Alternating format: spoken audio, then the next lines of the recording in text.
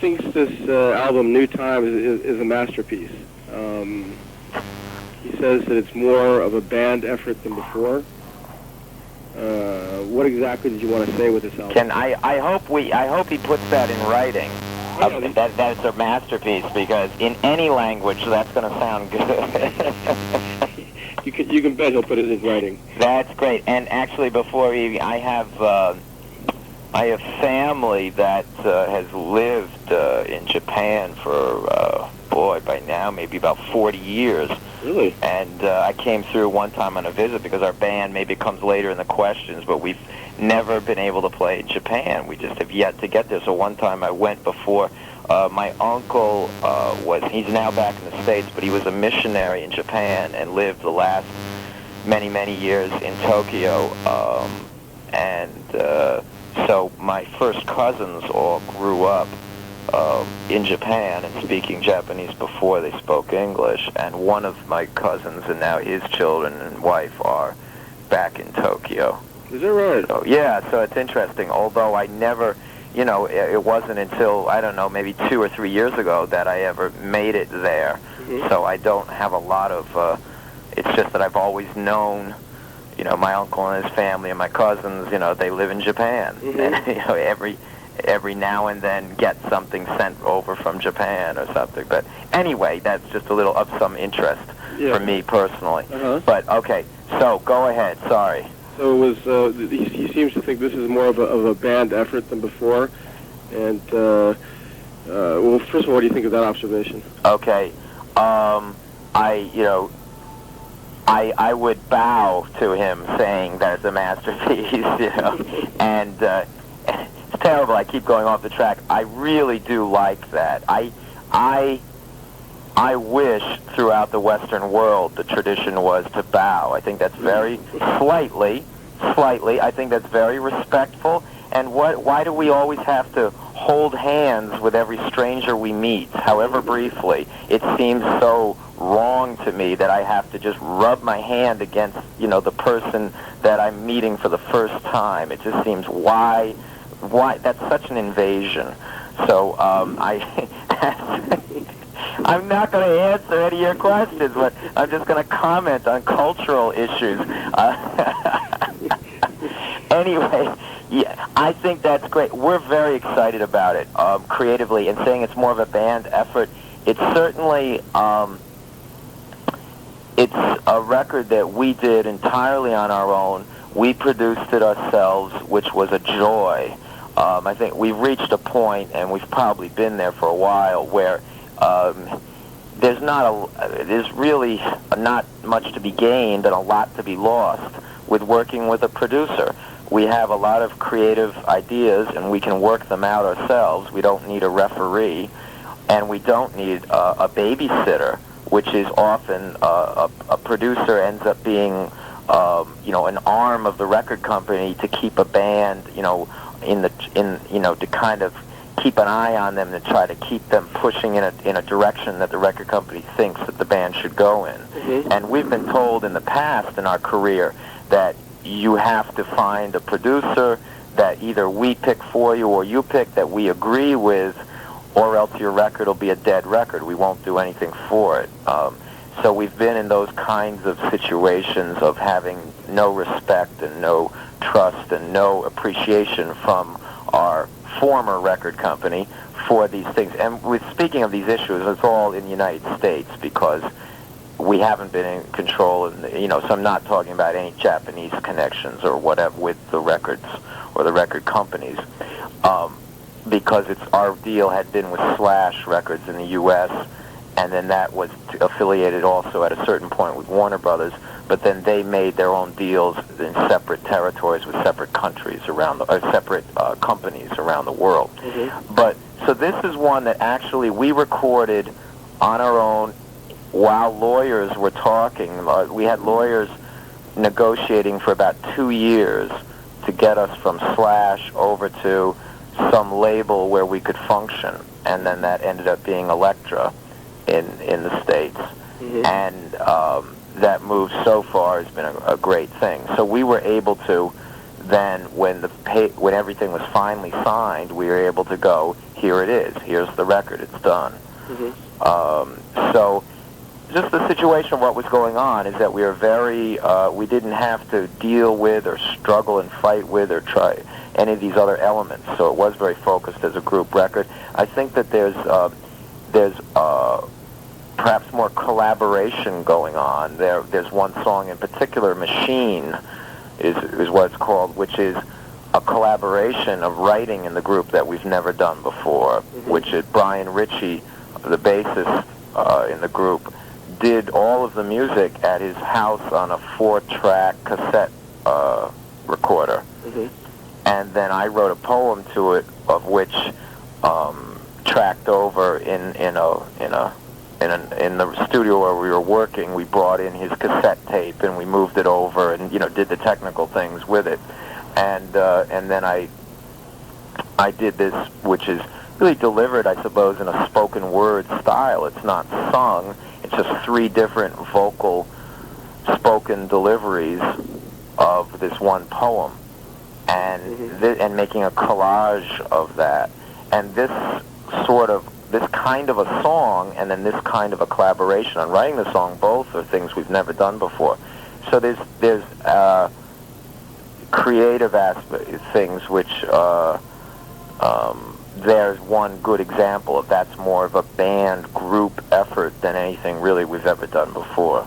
Well, you attributed that to in the first part of your answer. You attributed that to the fact that you were able to produce the old album. But how about these group collaborations? How did those come about? Well, that's, I think you're right. That came about with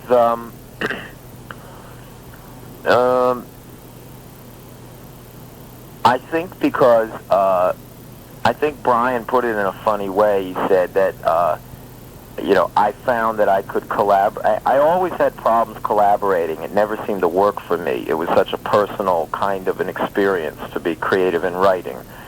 And yet then I started collaborating with, as he said, with dead people, so I should be able to do it with live people. Who are the dead people?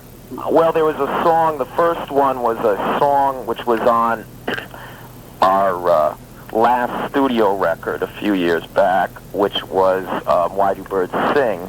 There was a song called Hey Nani Nani, which the lyrics I found in a book of old English lyrics and poems, and that was written in the 16th century, and they don't know. It's actually the credit to it for the writer was the shepherd Tony from the 16th century, and I wrote music for it, and I liked it, and that became this song, Hey Nani Nani.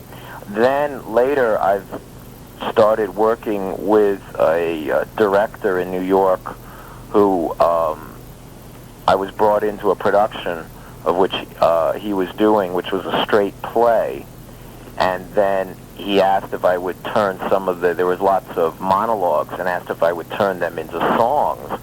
And I found that I had a great success with that, and I enjoyed it a lot. And then I did with another work that ties into this record, New Times. There's 2 songs on New Times, which I did not write the lyrics for, which were written by a German writer in the 1930s in Berlin, who was with the Dada movement. And that's the song New Times, and also the song Agamemnon. And those are English translations, which I did not do, but I had given to me of that. And it's part of a larger work, which I did at a jazz club as a staged reading, brought together actors and actresses, and did it, tying it in with the Clinton inauguration, because there were things about it that were amazing to me, how it related to the political things of what was going on in the States at that time, having been a piece that was written in the 30s in Berlin, and basing off on ancient Greek tragedy. So there's so many levels going on. I found it fascinating, very exciting, and these 2 pieces I took out of that larger context and thought that they could have a life as a Violent Femmes song, and they do now. So then also Brian had been working on it was the first time really he approached me about, he's written songs through the years, and he's had, I guess there was a song of his back in maybe years ago, I think one that he wrote, or one he wrote with Victor DiLorenzo, which was on one of our records. But basically in the group, Brian had written songs, and he has some solo records that he has out.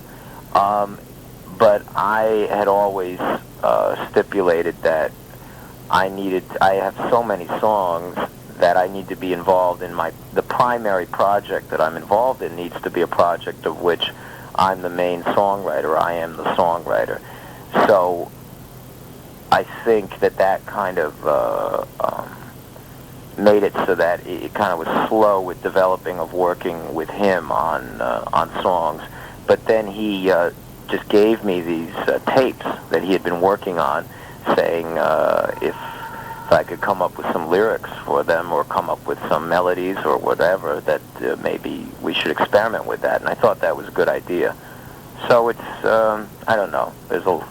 I don't know if that answers it exactly. Yeah, it seems like there are a lot of different factors contributing to the fact that you're collaborating more. How about this, the track New Times you mentioned? Does the message in that song work on different levels? That is, does it refer to new times for the band because of a change in the members, or does it refer to the new age in which we live, or what exactly are you referring to? Well, I see that as two things, which now you'll understand more, is that lyrically, it doesn't really relate to any of that because it was written in the 1930s in Berlin. Mm-hmm. It certainly has nothing to do specifically with Violent Femmes or anything, and I wasn't drawn to it because I saw correlations with that. Because when I started working on the piece and writing the song New Times, we were still on our old label. We still had our original drummer. We didn't have a new drummer yet, and there wasn't any of that thinking. But titling the record, having the whole album called New Times, is very much, it's not because we like the song New Times more than any of the other songs, but it's because we're on a new record label, we have a new drummer, there's a feeling of a real new times in the group with some of this collaboration that's going on, feeling extremely creative and feeling just very, very positive about the creative issues with the band and even the business issues that now a certain nightmare has been resolved. I've often felt that our album titles sometimes have been too long, and I like it that it's 2 syllables. It's very short, it's one simple thing being stated, and I like that as well. So for all those reasons, and then the song itself, just has it has at least one specific reference, or a couple perhaps, to Berlin, or to that time period, but it's basically a very surreal kind of song with lots of its images, although I suppose a number of those things still relate to the contemporary times. Like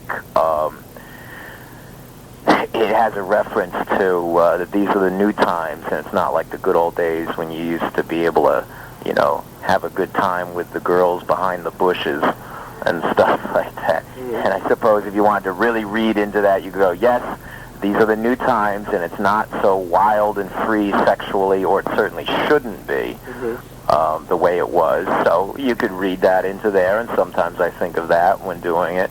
But anyways, that's to pull out one thing. I guess it's pretty much open to interpretation then. Yeah, because it was written in a specific time, so you could listen to it just thinking 30s Berlin, and probably get a lot out of it, or you can be thinking of it relating to now, and I think there's a lot there because it comes from a work which as a whole I was drawn to and did now because I saw so many connections with what's going on now, even though it was written 60 years ago or so. Mm-hmm. How about the track Machine? You mentioned that a couple of minutes ago. It crops up in one of the questions here. The interviewer notes that the lyrics seem somewhat cynical for you. You say something to the effect that I conquered the world, but nothing has changed. What do you think about this observation? Cynical. I always have a hard time. I've been called sometimes cynical, but I don't feel like that, because to me, cynicism, I guess I can look up the actual definition of it very, very quickly, but to me it implies a bit of negativity, which I suppose that song, depending on how one reads into it, or even which voice one is listening to, actually makes it different, because one of the voices is very dry, and in its dryness, in its delivery, to me it almost is suggestive of a bit of black comedy or kind of tongue-in-cheek. Can you hold a moment? Sure. Thanks.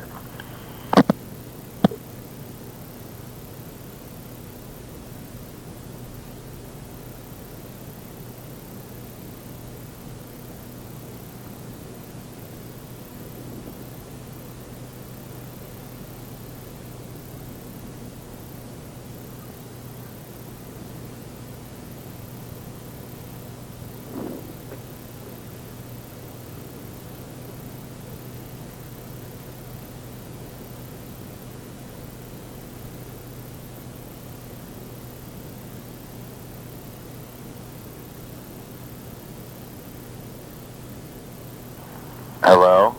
Hey, all right. So, yeah, so to me, that song is actually, and it crops up from time to time that there's a song that somebody will tell me, oh, this is very cynical, or oh, this is very nightmarish, or there's all these horrors, and then often to me, I feel like there's a lot of humor there that maybe someone isn't tapping into. And I suppose cynicism can include humor, but then to me it seems more maybe satirical instead of cynical. But then we're dealing with some fine points of the language and how one interprets things. But to me, there's a dryness and a tongue-in-cheek aspect to it, and very playful. Actually, there's a line which says, "Oh, I took over the world. I got a machine and I took over the world." And I go on to say, well, the reason why I did it is because I was looking for a project, right? I needed something to do, and it was either take over the world or learn French. Which I think is very funny to anyone who's tried to either work on any language or maybe especially try French, where it could be very funny. And I find it funny, and it's also that French is one of the languages that I've made some attempts at, and I'm not giving up, but I'm making, I don't know if I'm making progress. I'm just, drowning, but staying alive as I drown. And it's a constant state of drowning, never drowned. But, so then saying, well, but then I took over the world because next weekend, after I've taken over the world, then I can still learn French. So to me, that's very funny. So there's that aspect to the song as well. Although, then it does, I took over the world, but nothing changed. That wouldn't be fair. I could talk about that, saying that could address some serious issues.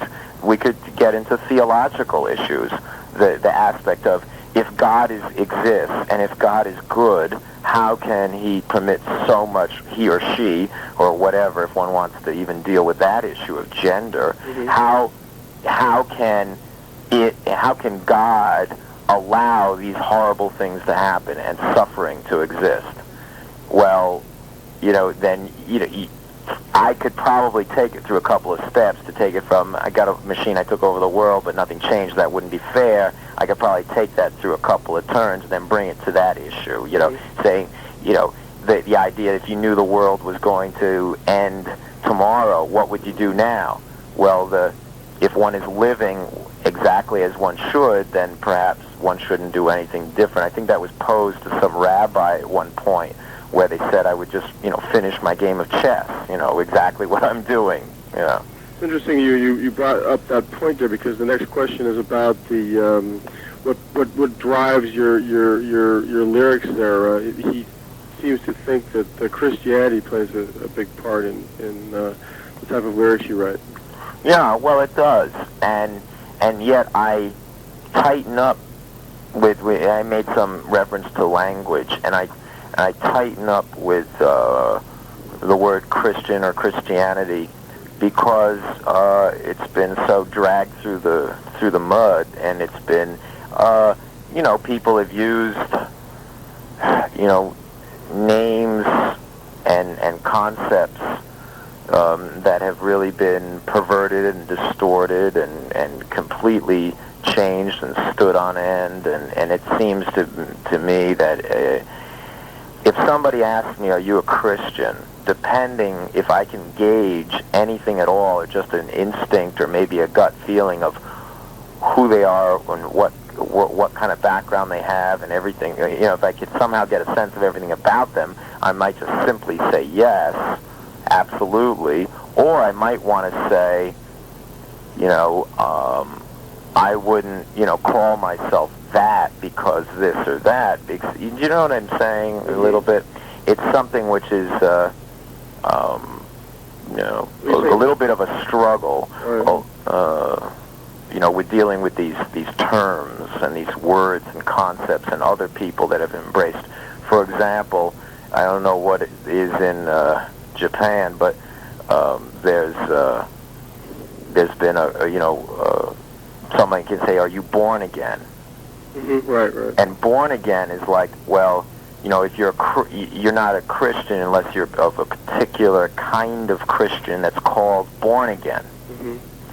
And yet, if you look at certain translations of the Bible where they draw this, Jesus says you must be born again. So are you born again? And I saw one translation, one place which said the original language getting to the source, it could be interpreted born again, or it could be interpreted as born from above. Mm-hmm. So why not go, no, I'm not born again, I'm born from above. Mm-hmm.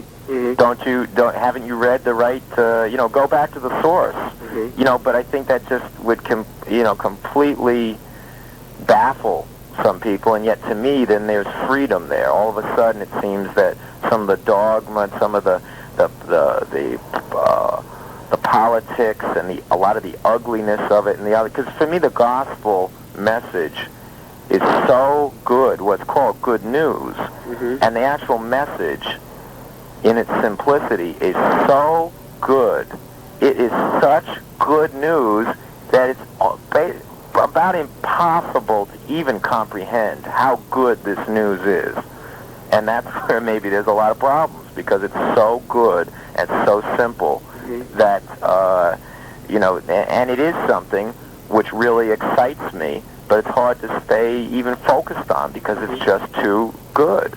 It's interesting you say that, for example, the word Christian you might have apprehensions about saying yes to that because the same word can mean two different things coming from two different people. Right. I think maybe this interviewer has certain preconceptions of what a Christian is, because in this next question here, he can't quite reconcile a song like Breaking Up, which right. I guess is about a relationship breakup. He can't reconcile the idea of that song being written by somebody who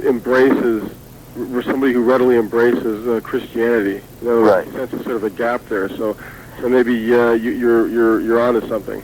Yeah, it's an interesting point, and I feel like it's come up periodically, I think, with other people working in the arts, which have been considered to be really good at what they're doing and perhaps unusual in what they're doing, and yet then have also had faith and had belief in, trying to get away from Christian, or you could say Christ, but then so that's a problem for some people too. Maybe say the Christ.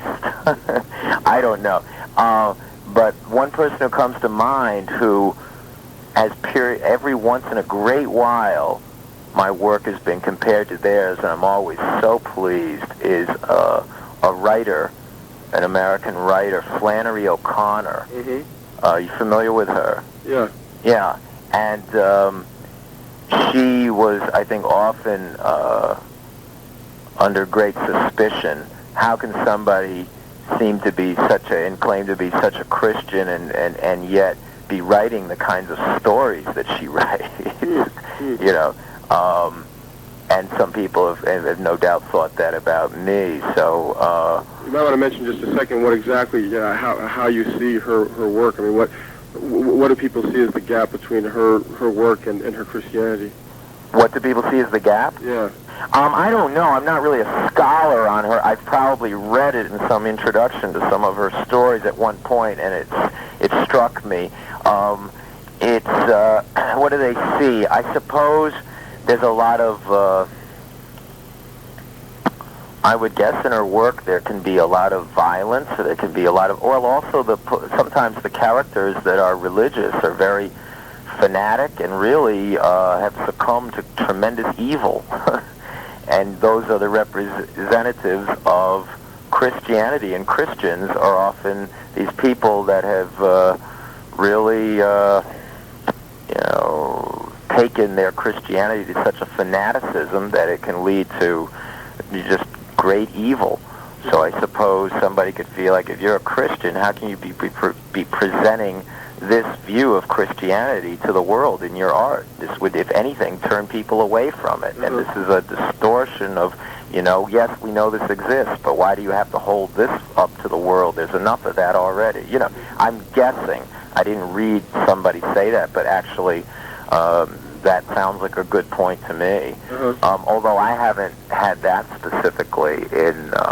I suppose there's one song of mine which could be from a Flannery O'Connor story, or it comes out of a tradition of folk stories and folk tales called the Country Death Song, where a person is driven by such despair to push his own daughter down a well and kill her, and then in remorse he hangs himself. And I suppose somebody could feel, how can somebody write a song like that? Or how can, some people would say, well, but now we're not talking about me, we're talking about Flannery O'Connor. I mean, we know with me there'd be many examples. How can somebody be a Christian and sing fuck in a song? That would be one very simple thing. So one thing I could comment on that is that when I'm writing, when I'm playing a song or writing a song, I'm not writing a song I'm not thinking constantly, I'm a Christian writing this song, or I don't walk around, and maybe somebody could definitely say this is wrong, that this is not good, I've not achieved a higher level, but I'm not so sure about that. That I don't walk around throughout my day going, how do I see this as a Christian? I know how I really see this, but now how do I see it as a Christian? As if that's something that's foreign and alien, or something that's not the truth. Say, for example, to me, discussing religion or discussing Christianity is problematic because it suggests that it's an element or an aspect of life that one can participate in or believe, or not participate in and not believe, like it's a component of life, that it's not life itself. And for me, it is life itself, or it doesn't have any, or it's really a crock. It doesn't seem like, to me, it doesn't make sense to be able to separate it. And then as a songwriter, I'm writing as a writer or as a human being. I don't separate. I don't feel like this, I'm not a human being, or I'm less of a human being, or something's different. And I don't censor. So I could, and a lot of what I write can come out of fears or frustrations. And so that would be one thing where somebody could say, well, that's fine, and that could be, then you needed to get that out, but then, burn it. Don't pass it on. But I think it's good to, as an artist, I'm committed to not having that kind of censorship, to have the courage to go, okay, this is maybe not good, it's not good morally, it's not good, but something about it seems to be expressing a certain truth, a certain kind of intensity. It feels like it's what this song wants to be, and I think it should exist. It should get out there, and then people can respond to it as they choose.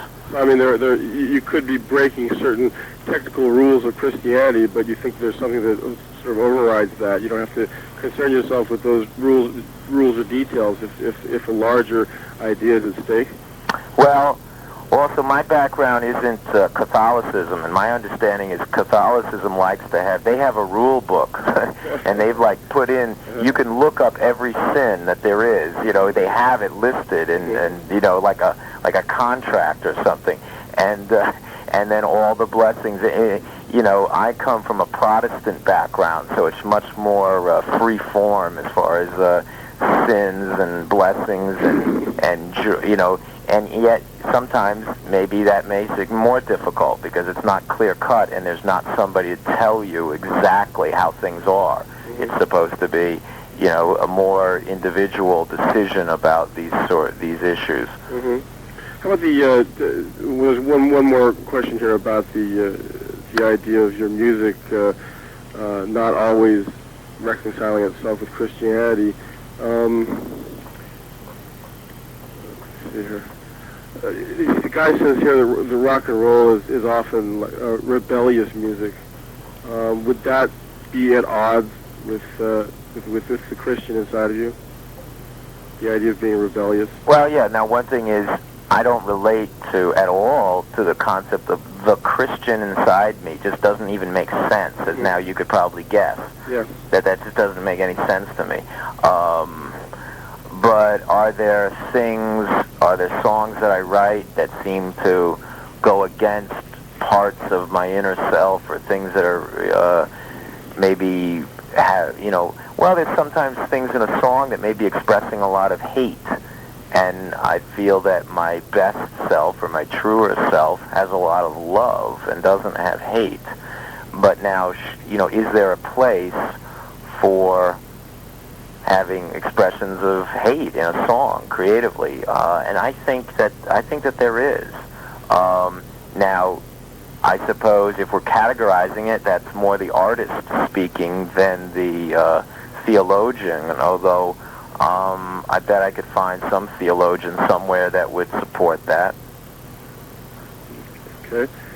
Let me move on to the next thing here, because we're getting kind of bogged down in the... Yeah, we are, and actually I'll tell you, the other guys in the band, particularly Brian, they hate it. They absolutely hate it when stuff gets talking about religion, because, you know, they do not want to be associated with that at all. You know, and one thing is we're a rock band, basically, and we're not a Christian rock band. You know, so, and it's an individual matter. Mm-hmm. Here's a question about the current standing of the group commercially. I guess for a long time you've sort of been labeled as a college chart band, one of the more popular college chart bands, whereas in the mainstream charts you haven't done very well. What do you think is behind that?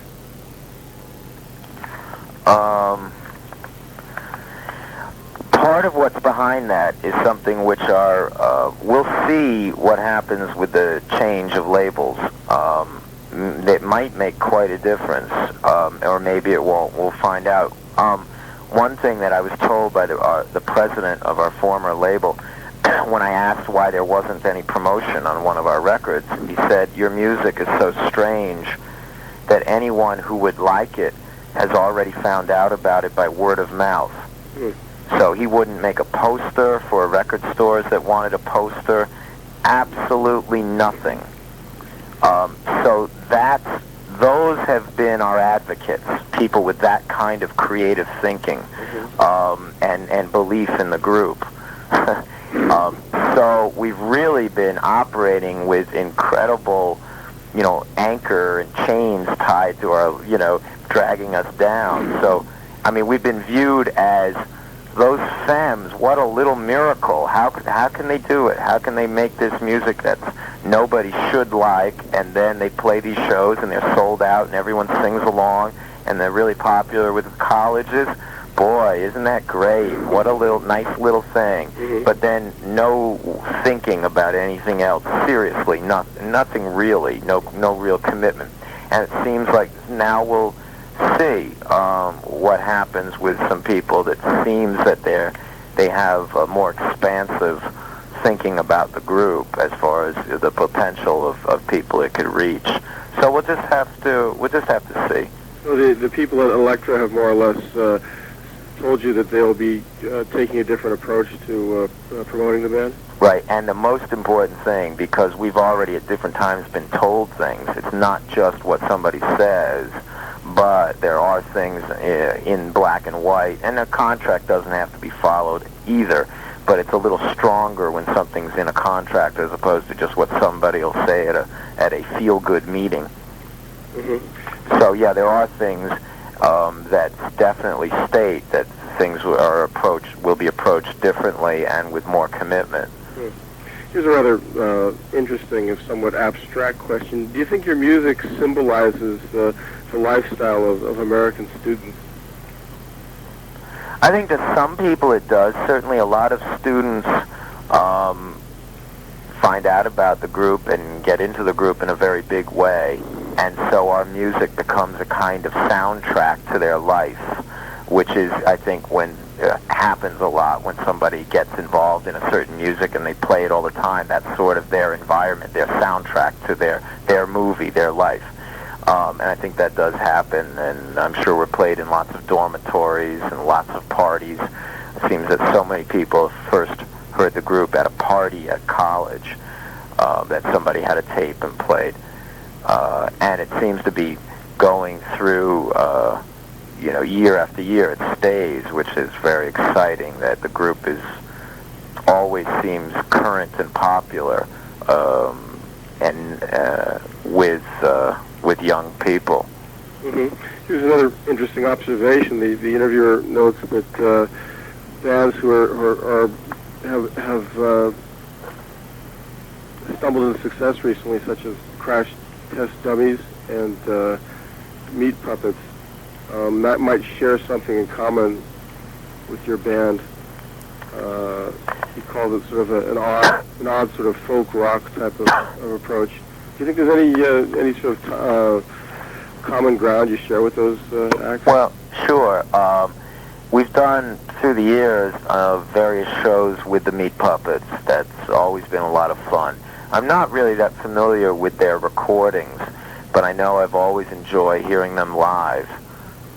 And we've done, as I say, it seems that at least once a year we'll do a show somewhere with the Meat Puppets. Crash Test Dummies,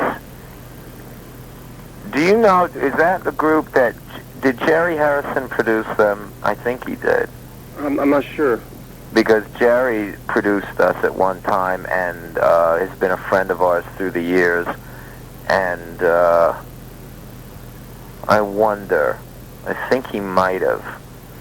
But I don't, so I know the name very well, and we might have even done a show at one point with them, but I didn't see their set. So I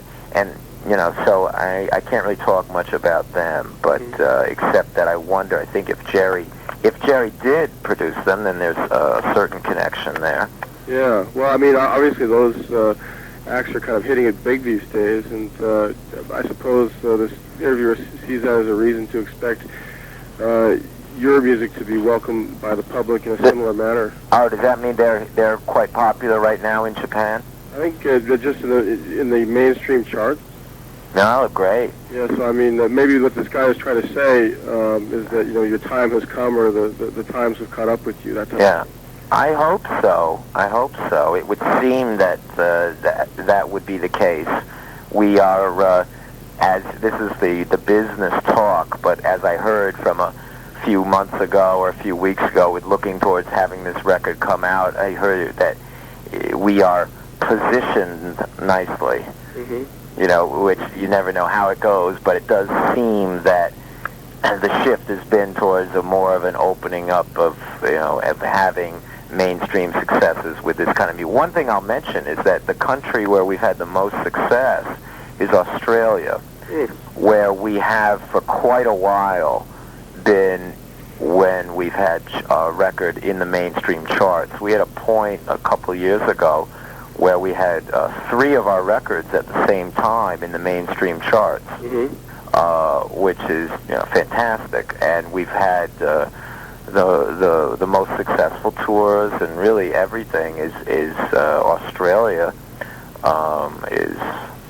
is a great place for the Violent Femmes, and it's odd that through the years we've always gone to Australia and we've built a career there, and we've yet to be able to make it to Japan. We always ask, we always say we want to play in Japan, and we're always told for some reason or another it's not the right time or the connections aren't set up there for you right. So hopefully now that'll be changed. The Sky has one more reason for thinking that you're well positioned, as you put it, and that's a lot of the bands that are making it big these days have been citing you as citing the Femmes as a major influence. Oh, that's great. I'm glad to hear that. People such as Nirvana, Juliana Hatfield, Pavement, Luna, Liz Phair, etc., have all mentioned your name. Oh, that's great. He wants to know how do you feel about their stuff? Like, first of all, Nirvana, Kurt Cobain. What? Well, when I've heard them, I've always enjoyed it.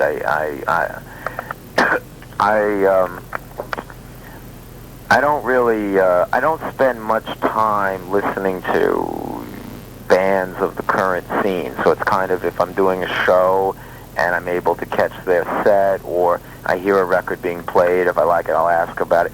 So Nirvana, I like them because we played with them in Australia, probably right at the point when they were just starting to become one of the biggest bands in the world, and they opened up for us, which is really fun, to think of that and to tell people that. And it was, I really enjoyed hearing them play live, and I feel like I know the bassist and the drummer, but I never met Kurt. And then we did some show with them in Scandinavia, and again was bassist and drummer, but I guess Kurt is on his own thing, and I don't often meet the people in the bands I play with too, so I don't fault him for that. That's fine, but I don't really have a sense of him at all. Mm-hmm. But the other guys I like quite a bit, mm-hmm. And I've enjoyed hearing them play or hearing their records or watching them on TV or whatever. So, How about Juliana Hatfield? I just basically had somebody play me the song where she mentioned Violent Femmes. It's really great. Uh-huh. That's really fun, but I'm really not familiar with her music. About Pavement? I'm not familiar with them at all. Luna? Luna, I've been hearing a lot about Luna. I think they're another Elektra act. And if I'm not mistaken, I think I saw a video of theirs that I really liked a lot, and I liked the song even more than the video. I could even check that quick. I'm really quite sure it was Luna. Do you know what one of their hit songs or singles is called? Ooh, you got me there. Okay, well, I can take the chance and just say I like Luna, even if maybe I'll find out, I didn't mean Luna, there was this other band, but I'm pretty sure it's Luna. And lastly, Liz Phair. I don't know anything. Okay, now, on the last question here. You said previously that you had been influenced by Sun Ra. Right. What other musicians have influenced you along the way? Well, boy, so many. Which ones to make mention of? Certainly, oh my gosh, I could just, all right, Sun Ra, we've got one from the jazz field, okay,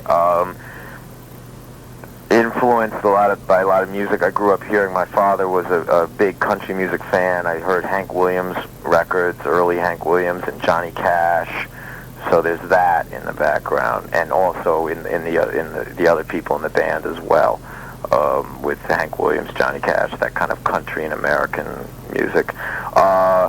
Certainly, Bob Dylan and Velvet Underground and Lou Reed and John Cale. Just recently was on a songwriter panel with John Cale, and it was fantastic to be sitting right next to him with him playing piano and singing was really great. I've always enjoyed them a lot, and to just be like have that good of a seat was fantastic.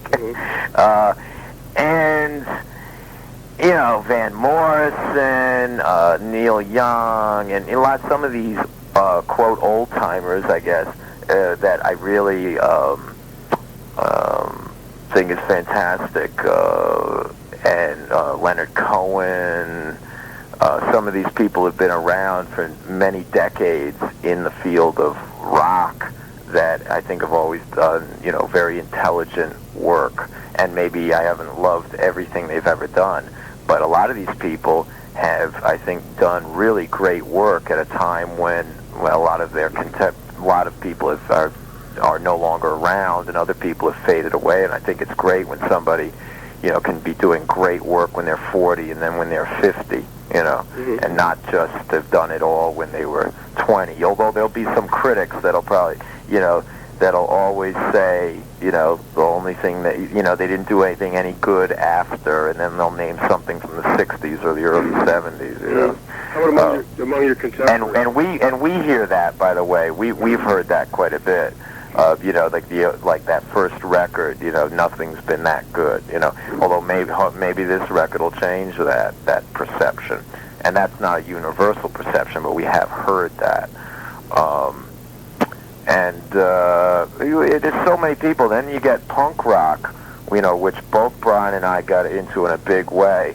I suppose for myself, more so the American than the English version. Which would be, I remember the moment when I first heard the Ramones kind of thing, you know, and then I was quite, he was very big into television, and I liked television, but then I've liked them more and more as I got older, rather than at the time when they were first together. I guess they got back together, now they split up again, I heard. Right. But then, although at the time I was more into Johnny Thunders and the Heartbreakers kind of thing, and then we both got a lot from Richard Hell and the Voidoids. And the first show we ever played in New York were two shows, one at the Bottom Line and one at CBGB's, and that was before our first album it even came out, and we opened up for Richard Hell and the Voidoids. So there's a lot of that in our roots and connections from that kind of punk perspective on things. You know, so and obviously I could just keep talking on and on about various influences. Do you listen much anymore? Are you much of a music listener now? Pardon? Are you much of a music listener now?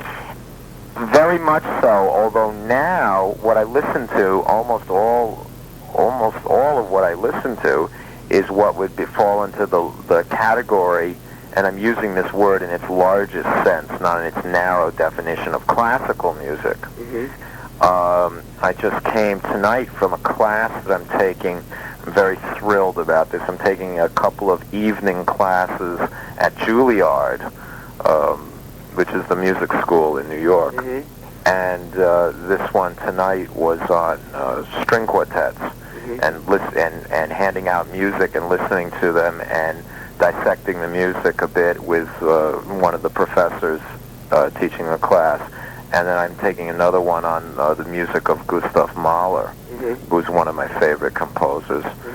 So, so I'm listening. I find that the classical music at this time in my life is what relaxes and refreshes me the most from, say, a Violent Femme tour or a Violent Femme recording project, and also it is stimulating and exciting, although there aren't that many places I could say, you know, I can't point to a Violent Femmes song and say, I got this idea from Mendelssohn. You know, I can't do that. And I think that's fine. I'm not listening to Mendelssohn or to whoever because I want to bring it to the Violent Femmes. Although I think as a musician, everything's enriching and everything feeds in some fashion. I guess in some form it is manifesting, the influence from classical is manifesting itself in your music? You're asking or telling me? I'm asking. Well, I think in some way it's nourishing. It's good. It's like when I'm doing creative work, of which so much of the creative work is Violent Femmes, then I'm putting out. I'm receiving as well, but I'm putting things out. And yet then when I immerse myself into, no, I can keep name dropping. Just to let you know, I know all the composers. When I listen to Beethoven, I'm really into it. I know this guy named Beethoven. The amazing thing is he was deaf later in his life when he didn't. I bet you didn't know that. Oh, what was I saying? Oh, what was I saying? It's nourishing. The music is nourishing. Exactly. So I've been putting out with my creative work, and then I get fed listening to, something else. So in that way, it's supportive. And then sometimes there are the specific ideas that crawl in, but nothing really worth talking about at this point. Mm-hmm. That's my other line. Mm-hmm. Let me check it, and I might have to go. Hold on. Okay.